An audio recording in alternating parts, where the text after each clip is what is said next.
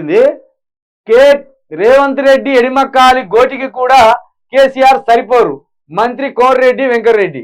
కోమటిరెడ్డి వెంకటరెడ్డి గారు మీరు సరిపోరు కావచ్చు, అందుకే మీకు ఆ డౌట్ వచ్చి ఆ మాట అన్నారు. కానీ కేటీఆర్ రేవంత్ రెడ్డి అంటే ఇప్పుడు వీళ్ళ కొడుకు ఎంపీ టికెట్ ఇవ్వాలి, వాళ్ళ కొడుకు ఎంపీ టికెట్ అడుగుతాడు.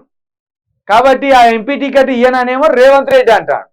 కాబట్టి ఇప్పుడు పొగడాలి భుజాల మీద ఎత్తుకొని. అప్పుడేమన్నారు, ఓ వీడు దొంగరా నాయన, వీడు ఓటుకున్నోడు కేసులో దొరికిండ్రా నాయన అని కోమటిరెడ్డి రాజగోపాల్ రెడ్డి అన్నాడు, కోమటిరెడ్డి వెంకటరెడ్డి అన్నాడు.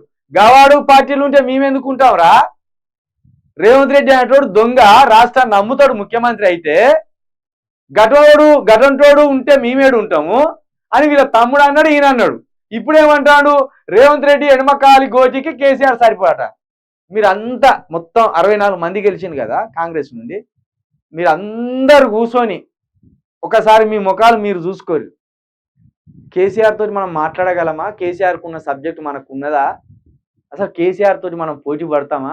ఏ విషయంలో అయినా టోటల్ తెలంగాణ మ్యాప్ ముందటేసుకొని నీళ్ళ విషయమైనా, కరెంటు విషయమైనా, రైతుల విషయమైనా, ఏ విషయమైనా దాని మీద ఒక్క 10 నిమిషాలు ఎవడన్నా ఏ నోట్స్ రాసుకచ్చుకోకుండా నిలబడి మాట్లాడగలిగితే కేసీఆర్కి మీరు మాటలు అవసరం లేదు, చేతలలో చూస్తారు కదా.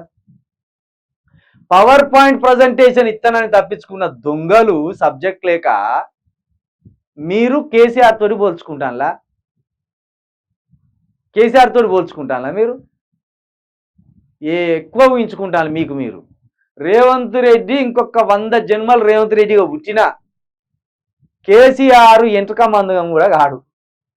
ఆయన తెలివిలో, ఆయన పోరాటంలో, ఆయన విజన్లో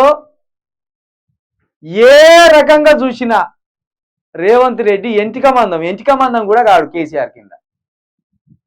ఇక వెంకటరెడ్డి, ఇక రేవంత్ రెడ్డి ఎంటిక మందం కాడన్నప్పుడు ఇక నువ్వు ఏ ఏడికైతావో అర్థం చేసుకో. మాటలు మంచిగా మీరు మంత్రుల్లాగా మాట్లాడితే మేము కూడా జర్నలిస్టులాగా మాట్లాడతాం. మీరు అదుపు తెప్పి మీ నోర్లకు జిట్టలు పుట్టినట్టు మాట్లాడితే మేము కూడా మాట్లాడతాం. ఎందుకంటే మీరు నేర్పుతున్న విధానం ఇది, మీరు నేర్పుతున్న విధానం కాబట్టి మీ బాటలోనే నడుచుకుంటూ మీకు బుద్ధి చెప్పే మాటలే మాట్లాడతాం. కేసీఆర్తో పోల్చుకున్నారా? సిగ్గనిపిస్తలేదా? అద్దం తెచ్చి ముందర పెట్టుకుంటే అద్దం మిమ్మల్ని చూసి పగిలిపోతుంది. అసలు కోమటిరెడ్డికి మాట్లాడుతుంది అసెంబ్లీలో చూస్తానులా, కేటీఆర్ దుకాణం బంద్ అయింది కూసో అంట. ఏం దుకాణం పెట్టుకున్నారు? గివా మాట్లాడేది? దుకాణాలు గివా? ఒక మంత్రివై ఉంటావు, కనీసం ఒక 10 నిమిషాలు నిలబడి స్పీచ్ చేయలేని పరిస్థితి ఉన్నది నీది. నువ్వు మాట్లాడుతా అంటే కేసీఆర్ గురించి, కేసీఆర్కు రేవంత్ రెడ్డికి పోలిక పెడతా అంటే నవ్వుతారు జనం ఎక్కడన్నా.